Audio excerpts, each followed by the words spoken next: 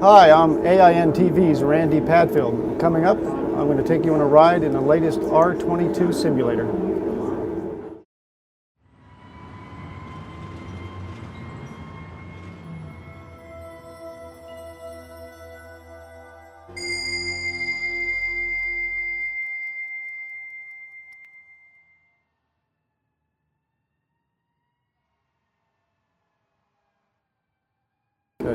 Hi, I'm Randy Padfield with AINTV.com, and I'm here in a Robinson R22 R44 simulator that's being introduced here at HELI EXPO in Houston, Texas. I'm sitting with Ken Zimmerman, who's the president of Merlin Simulation, which is the manufacturer of the simulator.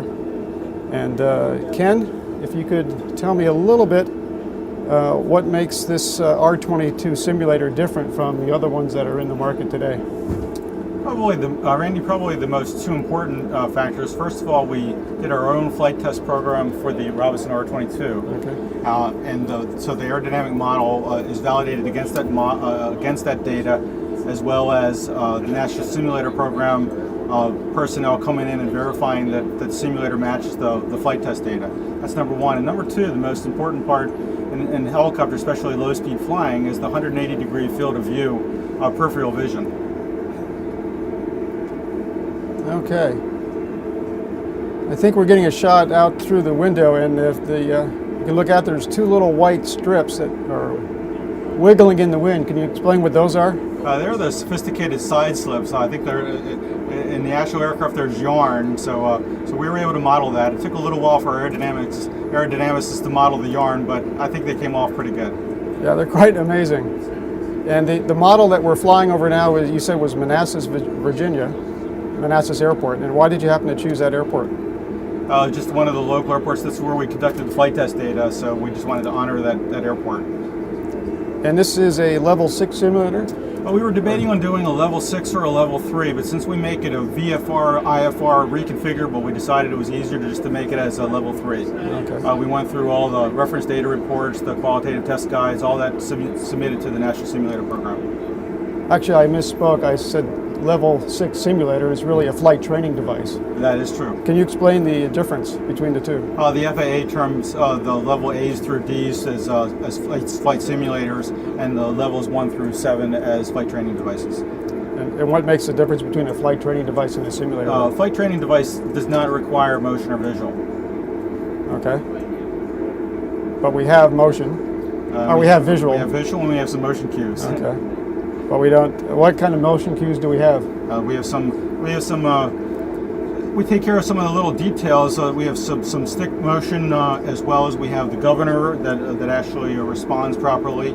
So those little refinements make the simulator a little bit nicer. And I can say that I do feel the stick vibrating quite very much like an R22. And Ken, you've had some Robinson pilots fly this here at the show, and you've had some non-Robinson pilots, and what were their various comments? I was interested in the Robinson pilots. They thought it flew very well. The non-Robinson pilots, they had a little bit more difficulty with it. And I have to say, I haven't flown a Robbie for several years, and it takes a little bit of time getting used to the feel again, but I think after 15 or 20 minutes, going too fast? Yeah. We have different limits in here for training purposes, and one of them is a maximum airspeed of 102, just like in the R22. Okay. Can you tell me some other the features of this simulator? Oh yes, it has proper starting procedure, proper procedures all around, including the starting procedures. For instance, being able to run the governor up, starting at 80%, that kind of thing. So we have a refly capability, so that you can, for instance, if you're going to do an auto rotation, then you wouldn't have to go back to the beginning. You can fly that auto rotation over and over again without having to go around the airport and waste precious flight time. Other examples would be, we have many malfunctions such as governor failures, tail rotor, MR chip lights, engine overheats, that kind of thing that becomes invaluable because you don't want to do something like that in the actual aircraft. And I understand that your company has been in the simulator business for a long time. Can you talk a little bit about that? Sure. We've been, I personally have 25 years of experience, including the Naval Air Test Center. but the company itself has been making simulators for 12 years. And what other simulators are you making? We've various across the board. Currently, we just finished a Bell-Jet Ranger, a 206B3, as well as a B200. We're starting on an A200 right now, an A90, the Cessna CJ3 with the Rockwell ProLine 21 integrated avionics suite. And there are numerous across the board. Okay. What's the price of the simulator? This one, we're trying to bring this to be affordable for the general aviation. And what we're doing, we have two versions of this. One is a static version that you have in the office. Another version is for the trailer. And the static version is $119,000, and the version in the trailer is $129,000. Okay, we're back on the ground, and I think that covers it for AINTV.com.